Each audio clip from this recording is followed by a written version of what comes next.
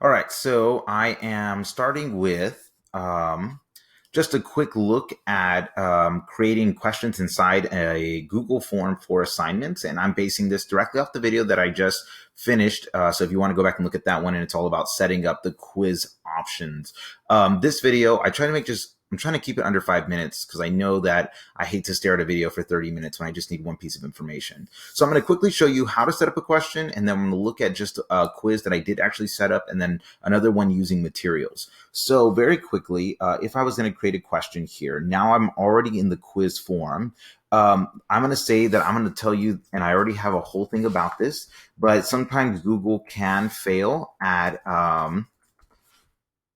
importing grades. For some reason, something can go wrong and they won't speak with each other. And so this is why I'm a middle school teacher, but this is why I do have this available. So let me show you this. So it auto guesses what type of response you're looking for. So right here, it automatically guesses that the student's going to type something based off that type of question. But for this one, I don't need a short answer. I want something that's going to be a little more cohesive so that I'm not trying to mess with a bunch of different type-ins about class numbers.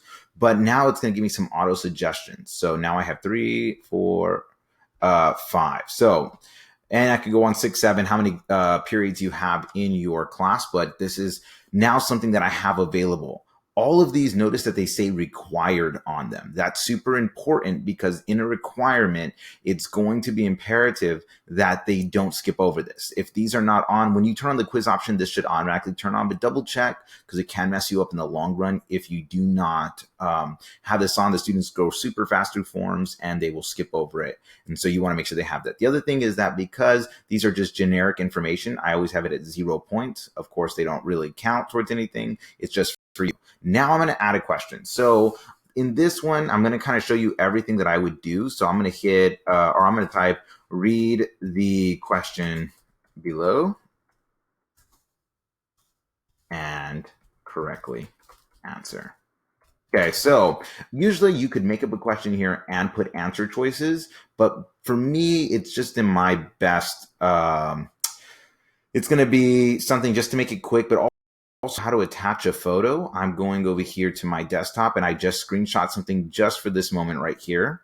And this is a screenshot from a standardized assessment question. So this is something I do as we get closer to standardized tests. We use a lot of the standardized assessment options so that we can go ahead and make sure the students are testing as closely as possible to the obstacle they're going to face. So right here, we have a generic summary question. And then I just simply make my answer choices A, B, C, or D. And so what you do is right here, you can import a picture. And then once you do that, you can go ahead and do this. Now, sometimes I'll copy in paragraphs and then I'll have the students respond to that paragraph. So of course, I'll change my response to either short answer if it's one sentence or a paragraph if it's going to be longer than one sentence. And for math teachers, here you'll find your gridables and everything else you want to. So it really gives you a lot of options as well. Once you have this set up, now you're going to go to answer key. And you're going to choose your correct answer. So I'm going to say maybe the correct answer here is going to be C.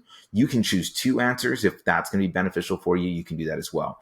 Then you add it, divide it by the amount of questions you have. Let's say I'm going to have 10 questions. So now each question is going to be worth 10 points. Unfortunately, Google doesn't have it set up so that it automatically divides from 100 with the number of questions that you do have. So that is something that has to be done manually. So make sure that's done. Make sure you go ahead and hit done and make sure that required is on, and now you're good to go. Let's say your next question is going to be very similar. It's going to be based off the same stimulus. You can simply hit this right here and it will simply duplicate the question. And then maybe you can change up the answers. So if you're going to use the same picture over again, that's an easy way to do that. And that's something else. If it's a brand new question, you'll simply come over here and you'll put that in. You can also insert a video that they need to watch if that's what they need to respond to. You can include an image. You can add a title and description. You can import a question. So there's all these different options available, and they really help with that. So the other thing that I usually use a lot is add title and description. So if you look here, this isn't a question. This is a stimulus. So let's say my next question is going to be open-ended, but I want to give them some prompting to it. I can include that here. So I could say open-ended question below and then say in the following question, you need to do this, that, and the other. And I'm going to show you what that looks like. But for time's sake, I'm just going to go to some of my previously created forms. So this is a simple form from a passage that our students are using. And as you scroll down, first of all, I have these on here, as you can see, because I want to make sure, and look at that, I'm actually missing the last name on this one. But as you can see in this form, it allows me to quickly go through the information that I need just in case Google Classroom does not import. Then I've literally copy and pasted each question because, like I said, these are standardized tests. And so this makes it very easy. And each question has been set up with its certain amount of points for it to be able to use. And so it's already done and set up for me. The other way that I have it, and this is the one I want to show you, is going to be right here. And this is where I use an open-ended response. And the reason why I'm using open-ended is, of course, I teach English and we have to do both multiple choice and open-ended. And so right here, I went ahead and put character analysis, and then I put an explanation of what I want my answers to be and what it should look like. And then I put the question. And so this way the question doesn't look crowded and cluttered with information. And unfortunately, they won't differentiate between the smaller print and the bolded print. So this allows it to be just one simple print, and you still have the additional information above. The second question is different because it's going to be a self-connection. And so once again, I follow that same format of titling and then adding smaller print. And then it gives me ability just to make this the question itself. So it keeps it a lot more clean, a lot more streamlined, and students can respond that way as well. So I hope that that's helpful for you. Very simple process, and I think that it's something that you can use in an excellent manner. I hope this is helpful, and I'll see you in the next video. Thank you.